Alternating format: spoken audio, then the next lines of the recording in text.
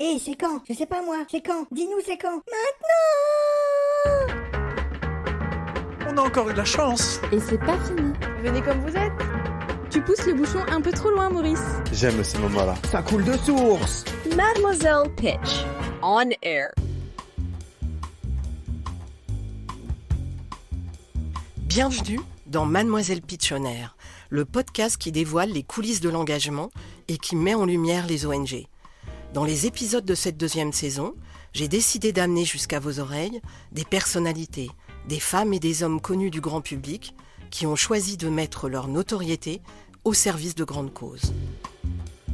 Toutes les émotions, tout ce que je ressentais, je le vivais x10 ou x100. Donc une injustice pour moi, c'est la fin du monde. Mon invitée du jour vous est familière. Elle apparaît de plus en plus, et pour notre plus grand plaisir, sur nos écrans de télévision.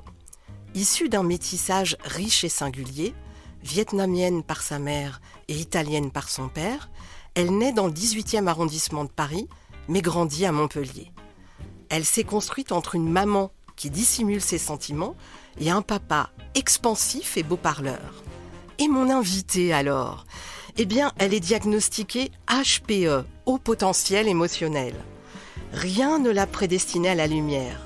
Enfant, elle était d'une extrême timidité, un trait qu'elle a su dompter grâce à une passion salvatrice, le théâtre. Initialement inscrite en biochimie à l'université, elle décide à 19 ans de s'essayer au théâtre. Elle suit alors les cours de conservatoire d'art dramatique de Montpellier, avant de débuter sa carrière sur les planches, aux côtés de comédiens tels que Gérard Jugnot ou Michel Bouquet. Au cinéma, vous l'avez admiré dans Indigène, Camping 2 ou dernièrement Le Comte de Monte Cristo. À la télévision, c'est dans Le Bazar de la Charité ou Le Tueur du Lac, entre autres, que vous avez pu la découvrir. Prenez l'habitude de la voir et d'entendre son nom, car tout indique que le talent de mon invitée va la rendre incontournable dans les années à venir.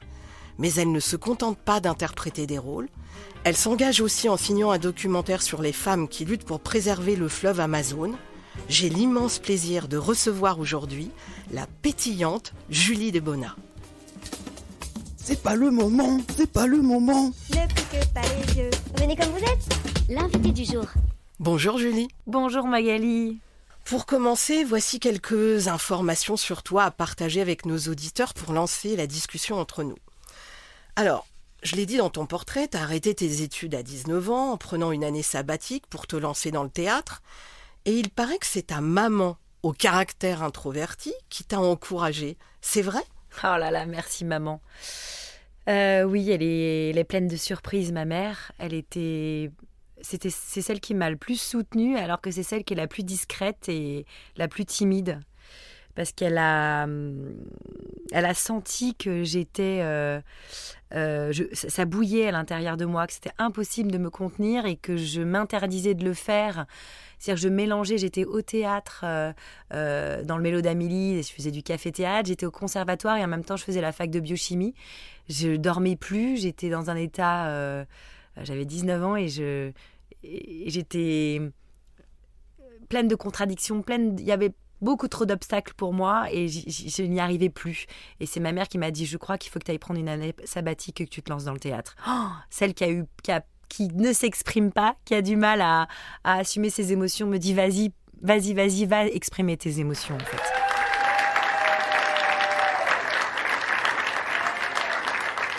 Donc 9 ans après, Michel Bouquet, donc t'étais toujours, ça faisait quand même un moment que t'apprenais à devenir comédienne et que t'avais commencé à incarner des rôles, te dit, ça y est, tu es une grande actrice. Tu peux nous raconter ? Ce moment-là ? Oui, parce que je crois que t'avais pas encore confiance en toi au bout de 9 ans. Oui, il est magique ce moment, mais en fait il est lié au conservatoire de Montpellier. Donc j'avais 19 ans, je pense que j'étais encore pétrifiée. J'arrivais pas à assumer le fait que j'étais actrice ou que je voulais l'être. Et mes émotions, c'était encore très compliqué pour l'extrême timide que j'étais. HPE que j'ai découvert très très tardivement que j'étais. Je comprends mieux maintenant pourquoi j'étais si pétrifiée par toutes les émotions. Je n'arrivais pas à les exprimer. Et au conservatoire, le prof de l'époque m'a dit que je ne serais jamais actrice, que j'étais pas faite pour ça. C'est le moment ou jamais de se rebeller contre une injonction pareille.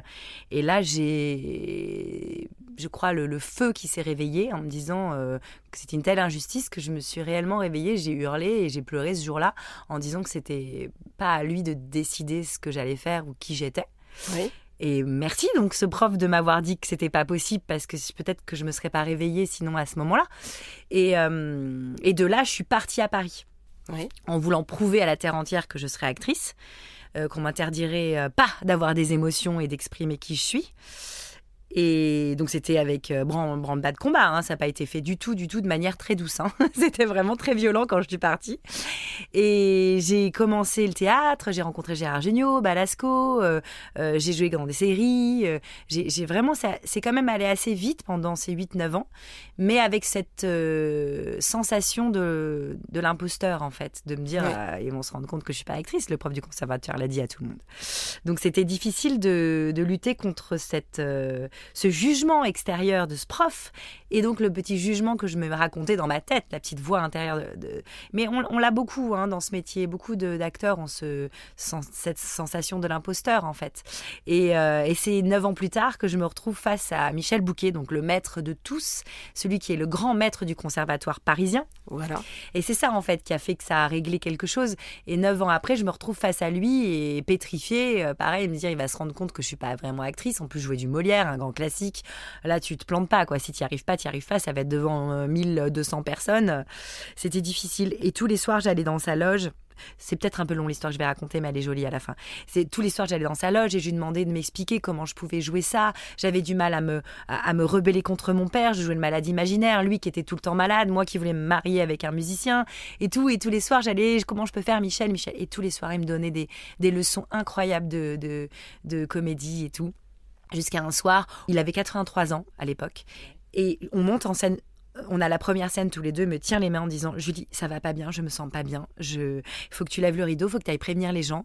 Je n'arriverai pas à jouer ce soir. Oh » Et là, j'ai mon cœur qui s'arrête de battre. Je vais pour prévenir les gens et le rideau se lève. Et je me retrouve face à Michel Bouquet qui vient de me dire ça devant 1200 personnes. Et il commence à jouer. Donc je comprends pas, je me dis « Il commence à jouer, donc ça va ou ça va pas ?» Et je continue à jouer, en étant en alerte, en me disant ok, dans la 2 secondes qui suivent, peut-être que je vais les prévenir, on va peut-être baisser le rideau, ça va pas et tout. Je fais toute cette pièce en étant donc la fille de Argan, donc mon père qui était le malade imaginaire. Et à la toute fin de la pièce, on joue toute cette pièce comme ça. Je suis en haletante, en alerte et vraiment très fragile à ce moment-là. Et à la fin, le rideau se baisse, il se tourne vers moi, il me prend les mains et il me dit ça y est, tu es une grande actrice.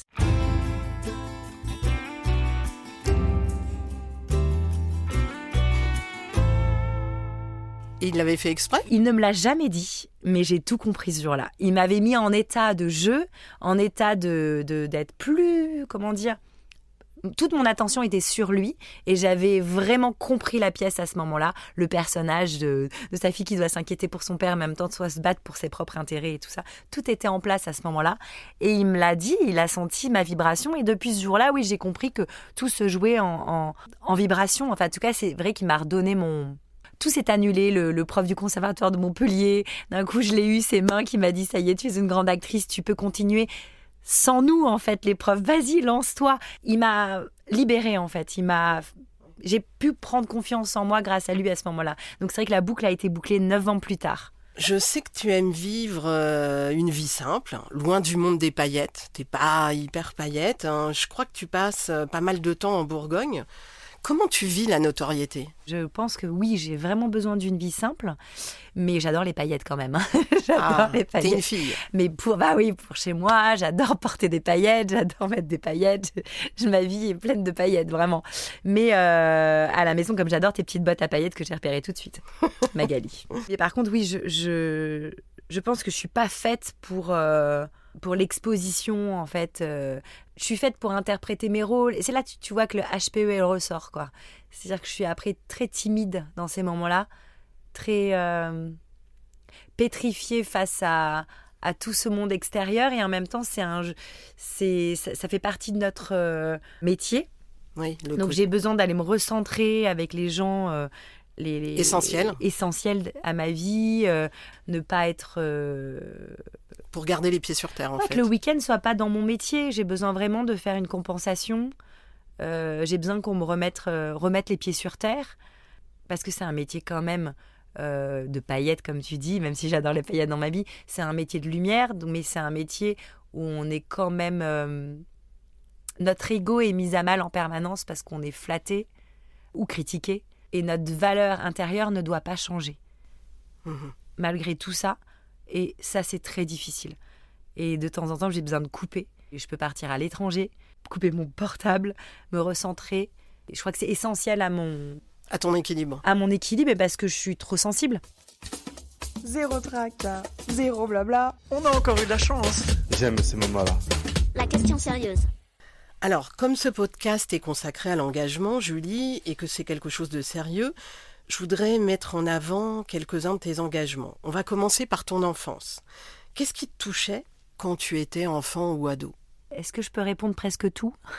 Oui, tu peux répondre vu que tu étais à haut potentiel émotionnel. Je crois que maintenant on comprend mieux ce que c'est que les HPE. C'est-à-dire que toutes les émotions, tout ce que je ressentais, je le vivais x10 ou x100 comparé à ma sœur ou aux autres personnes. Donc c'est vrai que c'est très vibrant. Donc une injustice pour moi, c'est la fin du monde. Ouais. Mais la joie aussi. D'accord. C'est juste puissance 1000. Donc qu'est-ce qui me touchait ? Tout me touche en fait. La froideur de ma mère pouvait me toucher puissance 1000. La joie de mon père, pareil. Les histoires de famille, les embrouilles de famille pouvaient m'anéantir. Tout ça, il fallait vivre avec tout ça. Et sans comprendre que c'était pas normal. Ouais. En pensant que tout le monde pouvait ressentir ça. Mais alors pourquoi il a rien dit face à ce clochard que je viens de croiser et qui a pas à manger ? Pourquoi personne ne dit rien ? Enfin, tout ça est très complexe à gérer.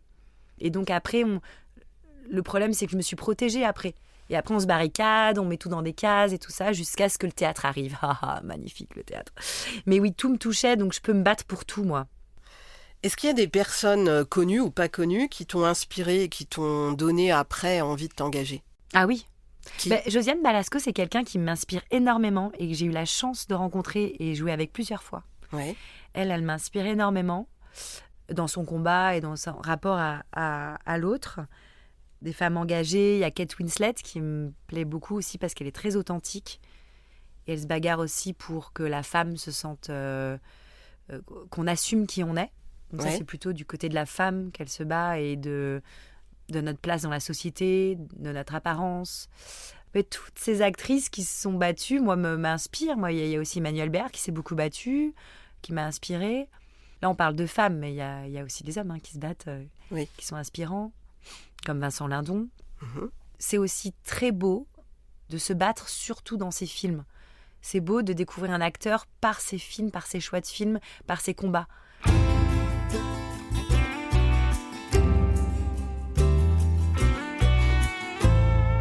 Dernièrement, il y a Cécile de France qui me touche beaucoup là-dessus. J'ai écouté beaucoup des podcasts qu'elle a fait parce qu'elle va se bagarrer plutôt dans les sujets de ses films. Ouais. Et les choix qu'elle fait, comme ses choix plus spirituels avec cette femme qui rencontre un chaman pour dépasser le deuil de son mari, ou le dernier film qu'elle a fait sur croire à un enfant qui a des visions. Ouais. Je trouve que certains acteurs peuvent être forts dans l'engagement dans leurs films. Alors justement, tu fais la liaison avec ma prochaine question parce que c'est vrai qu'il t'arrive fréquemment d'interpréter des rôles engagés. Apprendre à t'aimer, c'est le rôle d'une maman, d'un enfant porteur de trisomie 21. Le souffle du dragon, on traite du cancer du sein. Service volé, ça parle du viol. Mise à nu, de la porno-divulgation. Comment tu choisis tes rôles ? Alors, j'ai cette sensation que c'est eux qui me choisissent. J'ai l'impression que chaque rôle comme ça qui vient à moi, c'est un cadeau pour moi, d'ouvrir une nouvelle porte. Quand ça vient à moi, c'est pas moi qui me dis « Oh là là, j'ai absolument besoin de parler du viol dans le sport, j'ai absolument besoin de parler de la différence ». C'est plutôt, ils viennent à moi et c'est une évidence. Je me dis « Waouh, mais quel sujet incroyable !» Mais ça, je pourrais enfin comprendre les gens qui vivent ça. Je pourrais enfin ouvrir cette porte sur cette part de l'humanité que je ne connaissais pas, qui me paraissaient étrangères ou que je n'avais que intellectuellement. Là, je vais devoir les ressentir, donc je vais devoir le vivre, de le comprendre. Et après, ce que ça fait, c'est que je me sens moins seule, c'est que je me sens plus utile, que je me sens être un joli véhicule entre ces gens-là et le public, que peut-être qu'il va y avoir une compréhension, une rencontre, et que les gens vont un peu plus s'ouvrir les uns aux autres. Alors, la cause des femmes dans tes rôles, elle te tient particulièrement à cœur. Est-ce que tu aimerais que les hommes s'en emparent un peu plus ? Et est-ce que tout ça, ça commence pas aussi, je sais que t'es maman, par l'éducation, par ce qu'on transmet à ses enfants ? Ouais, je suis la maman d'un petit garçon en plus. Ah oui, ça, je pense que c'est la base, effectivement. C'est une grande responsabilité. Aujourd'hui, les mamans de petits garçons, Ouais. elles ont une grande responsabilité, oui. Évidemment que les causes des femmes me tiennent à cœur. Je suis une femme. J'ai l'impression que c'est pas possible que ça ne tienne pas à cœur à n'importe quelle actrice. Enfin, peut-être qu'il y a une actrice qui va dire moi, je m'en fiche de la cause des femmes. Ouais. Mais je ne sais pas comment elle peut faire. Là, je suis dans l'incompréhension de ça. Et justement, peut-être, pourquoi pas jouer un rôle qui serait une femme qui ne s'intéresse pas aux causes des femmes. Comme ça, je pourrais comprendre cette partie-là. Tu vois, c'est comme ça que j'appréhende mon métier. Et pourquoi ? Et c'est comme ça qui m'apporte un tel cadeau. De comprendre certaines personnes que je ne pouvais pas comprendre avant.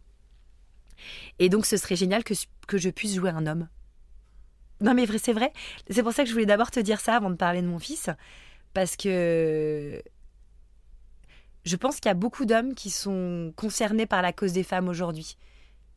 Et donc, j'adorerais jouer un homme pour comprendre ce par quoi ils passent, ce par quoi ils sont passés. Et parce qu'ils ont quand même le masculin, parce qu'on ne va pas dire un homme, parce qu'aujourd'hui, on ne peut pas genrer, parce que c'est très important. Parce que moi aussi, j'ai une part très masculine en moi. Ouais. Donc, je pourrais jouer un homme. C'est marrant que tu parles de ça parce que je suis allée voir la comédie musicale de Laure Calamy, Peau d'homme. Ah, j'ai très envie de la voir. C'est génial. Génial. Elle est éblouissante Ah, dans ce rôle. Et justement, elle joue le rôle d'un homme. ah c'est magnifique. Et enfin bon, je veux pas Parce qu'en fait, déflorer. c'est pas jouer le rôle d'un homme, c'est assumer sa part masculine. C'est ça. Comme les hommes, Mhm. de plus en plus, sont en train d'assumer leur part féminine. En fait, il faut juste réconcilier la part féminine et masculine en nous. Je crois que c'est vraiment ça. Et c'est pour ça que je pourrais jouer un homme. Et apprendre à mieux comprendre qu'est-ce que j'ai mis de côté. Mais attends, mais je peux totalement l'assumer, cette part-là. Elle est très saine et très positive. Et c'est vrai qu'il y a eu beaucoup d'hommes qui ont été influencés par la société et puis par le patriarcat. On était dans la construction massive, plus, qui arrivait à la destruction. Et c'est vrai que là, on a besoin d'une part féminine. C'est pas forcément des femmes, mais une part féminine pour amener la protection, la vie, parce qu'il y a la création. Mais tu m'as donné envie de te dire que je pourrais jouer le rôle d'un homme, ce serait OK, en fait. Donc ça, c'est une super révélation, cher réalisateur. J'espère que vous entendez le message. Mais il y a quelques femmes qui ont réussi à en jouer. Hein. Ça devrait être incroyable de jouer le rôle d'un homme. Alors justement, sur ce sujet, je voulais évoquer ton rôle de maman, et parce que je trouve que l'éducation, en tant que mère, pour nos fils, ça commence par là aussi, la sensibilisation à la cause des femmes, à ce qui préoccupe les femmes, comment on regarde les femmes, comment on les considère, on les respecte. En fait, c'est aussi l'exemple que tu montres déjà dans le couple. Oui. Quand tu es en couple, parce qu'il y a aussi des mères célibataires et tout ça, c'est encore un autre sujet. Mais c'est déjà ce que tu mets, comment tu te positionnes vis-à-vis du papa. Parce que c'est bien beau, le beau discours de lui transmettre des choses, il faut lui montrer en action. Oui, parce qu'il t'observe. Ah, Gamin, c'est il fait sûr. Voilà. Et là-dessus, il faut qu'on soit à part égale. Il ne faut pas que j'écrase l'homme non plus. Mhm. Parce que c'est pas intéressant non plus d'écraser. C'est qu'il y ait une harmonie, c'est que chacun ait son mot à dire. Et c'est vrai que tout se situe à cet endroit-là.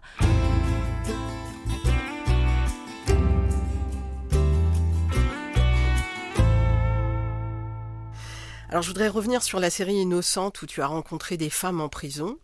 Qu'as-tu appris à leur contact et qu'est-ce que tu as découvert j'imagine que tu es de ce milieu carcéral qui est dur pour les femmes.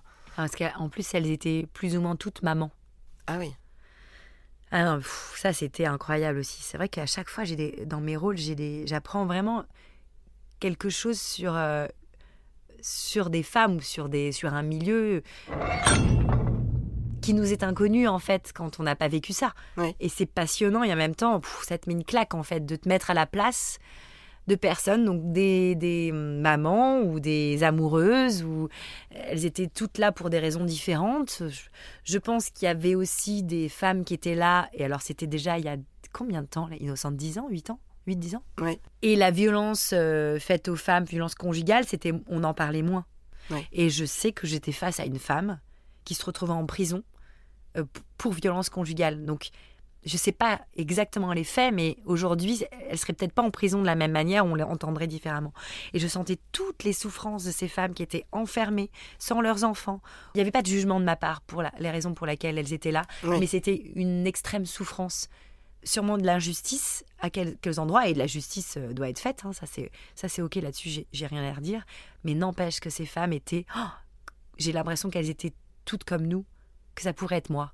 Et c'est ça qui est le plus déstabilisant, c'est que si j'avais eu leur enfance, si j'avais eu leur histoire, si j'avais leur vie, si j'avais leur caractère, je me serais retrouvée là. Donc je ne suis pas supérieure, ni plus ni moins qu'elle. Donc je me suis retrouvée face à une femme comme moi, et elle me racontait la violence dans laquelle elle était, de tourner en rond dans sa cellule, attendant son verdict, si elle allait pouvoir revoir son enfant. Quelle que soit la chose qu'elle ait faite et son enfance, c'est une sensation atroce à vivre. Alors, j'aimerais qu'on parle de ton documentaire. Je l'ai dit en introduction, tu signes un documentaire qui sort « Les combattantes gardiennes de l'Amazonie ». Tout a commencé par une rencontre, celle avec Perrine Cross-Marie, une femme naturaliste, lors d'une émission en 2022. Tu peux nous raconter qu'est-ce qui t'a plu chez cette femme pour t'embarquer dans cette aventure ? Voilà, c'était un coup de foudre humain avec cette femme. Il existe très peu de femmes comme elle. Elle est très, très engagée, mais de manière très pure. Il n'y a pas de leçon de morale, il n'y a pas de culpabilisation chez elle. Elle est que dans l'amour de la nature, des animaux, et elle essaye de passer un message sans militantisme agressif. C'est très pur chez elle et elle est très cultivée. Elle a une vraie connaissance des animaux sauvages, de la nature des êtres humains. Donc c'est vrai que c'est eu un coup de foudre pour cette personne. Après, c'est devenu mon amie, vraiment. Ouais. Aujourd'hui, elle est végane, mais de manière très douce. Elle me le raconte pour prendre conscience de tout ce qui a été mis en place par l'homme et toute la souffrance de la nature et des êtres vivants aujourd'hui. Et je sais pas, elle m'a bouleversée et elle m'a aidée à me connecter à la nature et au tout. Oui. Ça a été vraiment une révélation pour moi et aujourd'hui, ces combats, j'ai envie de les accompagner. Je me sens plus utile et ça m'apporte énormément en fait de comprendre notre responsabilité en tant qu'être humain sur cette terre et qu'est-ce qu'on peut faire. Et donc c'est une vraie écoféministe, sans agressivité, juste par sa part de féminité, qui est la vie, la création, la protection, l'amour. Et donc par là, on peut faire prendre conscience aux autres que les femmes, toutes les femmes et toutes les parts féminines de chaque homme peuvent se réveiller et lutter contre la déforestation, le changement climatique, contre tout ce qui nous arrive. Du moins prendre conscience. Et les femmes sont là pour ça. Et c'est vrai que ce documentaire, il est tout doux, sans agressivité, juste pour nous faire prendre conscience qu'il y a des femmes amazoniennes qui se réveillent et qui se battent de manière organique pour lutter contre la pollution de l'Amazone. C'est quelque chose de très concernant pour nous aussi parce que c'est le cycle de l'eau, c'est la vie. Et sans le cycle de l'eau, les océans vont être pollués. Nous, on va avoir des dégâts, des conséquences immédiates chez nous aussi. Donc on forme un tout. Et toutes les femmes dans le monde entier commencent à se réveiller. Et c'est très beau de voir ça. Et là, donc, on est juste allé interroger quelques femmes en Amazonie qui sont isolées et qui n'ont pas beaucoup de temps de parole et d'exposition. Et donc, d'être allé les voir à l'autre bout du monde, dans des endroits très isolés, c'était très émouvant. Elles étaient très heureuses qu'on vienne les voir, qu'on les écoute et qu'on observe comment elles s'en sortent avec un fleuve totalement pollué, alors que c'est leur seule source d'eau. L'eau, c'est ce qu'il y a de plus important dans la vie. Et donc, comment elles font, ces femmes-là, pour survivre et pour aider leur peuple. Vous avez choisi plusieurs femmes. Il y en a une qui est jeune, qui s'appelle Carla, qui est au Pérou et qui se bat avec les codes de sa génération, les réseaux sociaux et son téléphone pour dénoncer. Une autre, je me souviens, Isabelle, qui est chamane, voilà, et qui donc pour qui la nature est importante puisqu'elle soigne avec les plantes. Voilà, et puis elle transmet son savoir en fait pour qu'il reste, pour que tout le monde puisse en bénéficier. Et puis, il y a Lilia qui protège les eaux et notamment les dauphins d'eau douce, oui. Proche de là où elle habite. Qu'est-ce qui résonnera, laquelle résonne le plus en toi? Ou est-ce qu'elle résonne tout en toi? Et qu'est-ce qui restera en toi pour toujours de ce périple? Il y a Sarah aussi qui a réussi à avoir des graines, faire des plantations, avoir des machines pour nettoyer le riz, pour créer des récoltes. Enfin, elle est plus dans l'agriculture. Voilà, elle a réussi à ramener l'abondance à son peuple et au peuple aux alentours. Est-ce qu'il y en a une qui résonne plus en toi? Peut-être Carla, parce que c'est la plus jeune et elle est pure. Et elle est complètement concernée par l'écologie. Elle a conscience profondément qu'on est en train de détruire la forêt, le fleuve, et les habitants ont trop de conséquences sanitaires, maladies, tout ça. Elle en a énormément conscience et elle est très douce et très... Elle a une grande utopie, une grande force. Et elle a que 16 ans et elle se bagarre avec une... c'est comme si elle était élue. Elle a été appelée. Ouais. C'est plus fort qu'elle. Et donc, je pense qu'elle va aller très loin, cette fille. Ouais. Et qu'elle va énormément nous aider. Je pense que ce qui m'a le plus touchée, c'est que je me rends compte que l'eau, c'est vraiment essentiel à notre survie. Ouais. Et que comme c'est l'Amazone, c'est loin. On croit que c'est leur problème à eux. Alors que, waouh, mais comment ils font pour vivre sans eau? Moi, je me suis même pas posé cette question. On est des privilégiés. On a toujours eu de l'eau et on aura toujours de l'eau dans notre tête. Ouais. Et eux, ils ont dû se battre. Je voyais des enfants qui étaient malades parce qu'il fallait faire des kilomètres et des kilomètres pour aller au fleuve principal, l'artère principale, pour avoir de l'eau, juste de l'eau, mais qui est polluée par le pétrole, l'or, le plastique. Donc toute la société, c'est vraiment un phénomène de société qui pollue l'Amazone et ils font des kilomètres et des kilomètres pour aller boire cette eau polluée. Et c'est vrai que cette prise de conscience de la difficulté au quotidien qu'ils ont juste pour survivre, parce qu'il leur faut de l'eau. Notre corps est composé de 65% d'eau. Donc il faut qu'on boive, sinon on va mourir. Mais eux, ils ont de l'eau que polluée ou croupie juste ici. Et ça, c'est vraiment un choc de comprendre ça. Paf, paf, paf, le loup. La question poil à gratter. Alors, Julie, qu'est-ce qui ne t'empêche pas de dormir? Parce qu'on vient de parler de plein de choses sérieuses, mais gâche un peu le goût de tes plaisirs. En gros, quelle est la cause qui ne te paraît pas essentielle, mais à laquelle ce serait quand même bien de s'intéresser? Le plus important, je pourrais militer pour l'amitié, les moments de légèreté, les moments de réunion de gens qui s'aiment, en fait. Célébrer l'amour. Je souhaiterais te parler maintenant du rôle des personnalités publiques dans la société. Est-ce que tu penses que quand on a une certaine voix qui porte, il faut s'en servir pour faire passer des messages? Alors vraiment, c'est vraiment mon opinion à moi, parce que je ne suis pas assez politique. Je ne sais pas faire de politique, je ne me sens pas politique. Et je pense que c'est dangereux pour moi d'être porte-parole ou de m'exprimer ou de me positionner. Parce que ce serait me positionner, ce serait trancher, je pense que je suis une exploratrice. Mais des fois, être reconnue, ça peut aider à ouvrir des portes. Samuel Le Bihan, qui était qu'on a reçu dans ce podcast, disait, voilà, ma notoriété, elle sert. Moi, je suis pas dans l'action, mais j'ouvre des portes. J'ouvre des portes pour défendre des causes qui me parlent, notamment l'environnement aussi, pour lui, et la pollution plastique. Entre autres, mais il a d'autres combats. Donc ça peut être ça aussi, ma question. Oui, mais je le vis pas comme un combat, moi. Alors dans ce cas, je me sens pas légitime que d'ouvrir des portes, pourquoi pas.